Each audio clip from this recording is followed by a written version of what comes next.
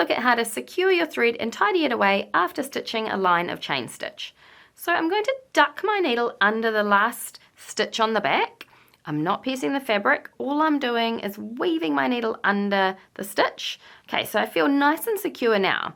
What I'm going to do is I'm going to do that again, but this time, before I pull all of that working thread through, I'm actually going to leave that nice big loop and then duck my needle back through the loop and then gently pull that taut to form a knot. Then we've got a tail. We could just snip it off, but let's tidy it away because we've got a nice line of stitches here that we can work with. So just go down that line, weaving your needle under the stitches.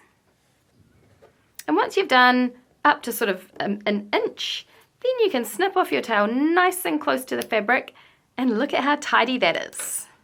Let's look at how to restart a line of chain stitch when you've had to stop midway through. So remember, we will have done a little securing stitch at the end of the last chain. So to restart, just grab your new thread and bring it up inside that final loop, just at the end of the loop.